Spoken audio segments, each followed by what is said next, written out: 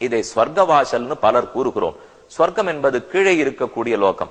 நாம் இருப்பது பூலோகம், அடுத்து புவகா, அடுத்து சுவகா, மூணாவது லோகம் ஸ்வர்கலோகம். ஆனா வைகுந்தம்ங்கிறது 7 லோகம் தாண்டி, மூல பிரகிருதி தாண்டி, விரஜ நதியும் கடந்து அப்பால் இருக்கக்கூடியது, அழிவில்லாதது.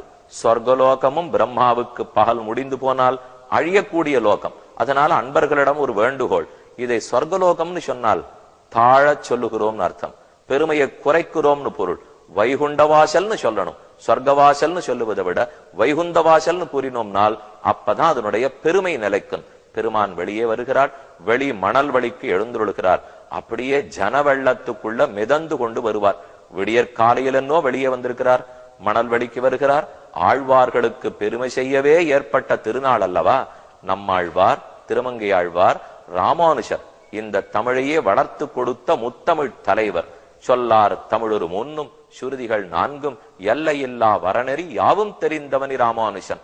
இவர்களை அனைவரையும் அழைத்து கொண்டு வெளி மணல்வெளி, கிழக்கு கோபுரம் வெள்ளை கோபுரம், அதற்குள்ள இருக்கிறது தான் வெளி மணல்வெளி. அந்த மணல்வெளியில் விடியல் 5-5:15 மணிக்கு வந்து சேருவார். அங்கதான் ஜன வெள்ளம். நம்பெருமாள் ஒத்தொத்தருக்கும் காட்சி கொடுக்கணுங்கிறதுக்காக அடியார்களுடைய தோளிலேயே, ஸ்ரீபாதம் தாங்குபவர்களுடைய தோளிலேயே சுமார் 1.5 மணி நேரம் இப்படியும் அப்படியும் அப்படியும் இப்படியும் நாம் ஒரு இடத்தில் நின்றிருப்போம். எங்கோ தூரத்தில் அந்த மண்டபத்தினுடைய கோடியில நம்பெருமாள் இருப்பார். இவரை சேவிக்கும் பாக்கியம் நமக்கு கிடைக்குமா? தள்ளி இருக்கிறாரே, நாம் நினைத்து முடிப்பதற்குள் ரொம்ப வேகமாக நேர நம்ம நோக்கி வருவார்.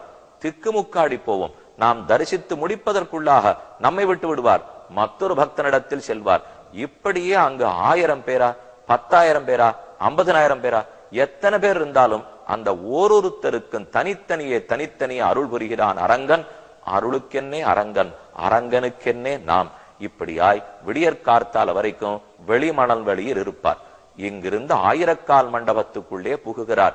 இது முக்கியமான செய்தி. 1000கால் மண்டபம் 1000கால் மண்டபம்ங்கிறமே, வைகுண்டத்திலே 1000கால் மண்டபம் உண்டு. அதிலே பல பல தூண்கள், அநேகமா தூண்கள் கல்லாக ரொம்ப காலத்துக்கு முன்னாடி கல் கட்டடம், கல் கோட்டையாக 1000கால் மண்டபம் கட்டப்பட்டது. ஆனால் அதில் 953 தூண்கள் இருக்கும். 47 தூண்கள் குறைவு. அதற்காகத்தான் மரத்தை ஆண்டுதோறும் வரவழைத்து வெளி மணல் வெளியில் மீதமிருக்கிற தோள்களை நட்டு பெரும் பந்தல் போடப்படுகிறது. இந்த பந்தல் ஆண்டுதோறும் பிரிக்கப்படும், ஆண்டுதோறும் போடப்படும். எதற்கு தெரியுமா? நம்முடைய லோகம் லீலா விபூதிங்கிறது லோகம் படைக்கப்பட்டு அழைக்கப்படுகிறதோ இல்லையோ, படைக்கப்படுகிறது, அழிக்கப்படுகிறது. அதுக்காக வெளியில இருக்கக்கூடிய பந்தல். ஆனா உள்ள இருக்கிற 1000கால் மண்டபம் நித்தியம்